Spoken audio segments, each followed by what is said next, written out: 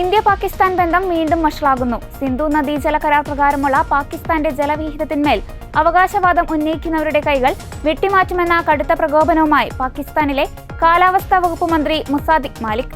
ജമ്മുകശ്മീരിലെ പഹൽഗാമിലുണ്ടായ ഭീകരാക്രമണത്തിന് പിന്നാലെ പതിറ്റാണ്ടുകൾ പഴക്കമുള്ള സിന്ധു നദീജല കരാർ ഇന്ത്യ താൽക്കാലികമായി നിർത്തിവെച്ചിരുന്നു. ഇതിനു പിന്നാലെ ഇരു രാജ്യങ്ങളും തമ്മിലുള്ള നയതന്ത്ര അസ്വാരസ്യങ്ങൾ വർദ്ധിക്കുന്നിടെയാണ് പാക് മന്ത്രിയുടെ ഭാഗത്തുനിന്ന് ഭീഷണിയുടെ സ്വരത്തിലുള്ള പരാമർശമുണ്ടായിരിക്കുന്നത്.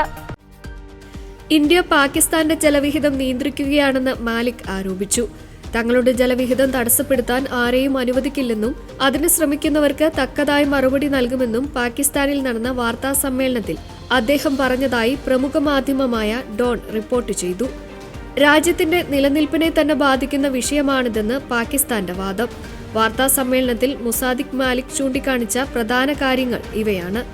പാകിസ്ഥാനിലെ 40 മുതൽ 50% വരെ ജനങ്ങൾ ഉപജീവനത്തിനായി ആശ്രയിക്കുന്നത് കൃഷിയെയാണ്. രാജ്യത്തിന്റെ ഭക്ഷ്യസുരക്ഷയെയും 50% തൊഴിലവസരങ്ങളെയും 25% സമ്പദ് വ്യവസ്ഥയെയും പൂർണ്ണമായി നിയന്ത്രിക്കാനാണ് ഇന്ത്യ ശ്രമിക്കുന്നത്. അയൽ രാജ്യത്തെ പ്രധാനമന്ത്രിയാണ് ഈ ജലവിതരണത്തിന്റെ ടാപ്പ് നിയന്ത്രിക്കുന്നത്. ഒരു തുള്ളി വെള്ളം പോലും പാകിസ്ഥാനിലേക്ക് ഒഴുക്കാൻ അനുവദിക്കില്ലെന്നാണ് അദ്ദേഹം പറയുന്നത്. എന്നാൽ വെള്ളം നിഷേധിക്കാൻ ശ്രമിക്കുന്നവർ കടുത്ത പ്രത്യാഘാതങ്ങൾ നേരിടേണ്ടി വരും. ഞങ്ങളുടെ ജലവിഹിതത്തിന്മേൽ ആരെങ്കിലും കൈവച്ചാൽ ആ കൈകൾ ഞങ്ങൾ വെട്ടിമാറ്റുമെന്നും മുസാദിഖ് മാലിക് പറഞ്ഞു.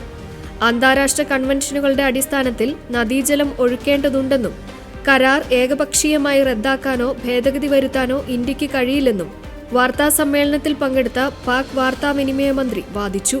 വെള്ളം പാകിസ്ഥാന്റെ ജീവരേഖയും റെഡ് ലൈനുമാണെന്ന് പാക് പ്രധാനമന്ത്രി ഷെഹബാസ് ഷെരീഫും ആർമി ചീഫ് ജനറൽ അസീം മുനീറും വ്യക്തമാക്കിയിട്ടുള്ളതാണെന്നും അദ്ദേഹം ഓർമ്മിപ്പിച്ചു.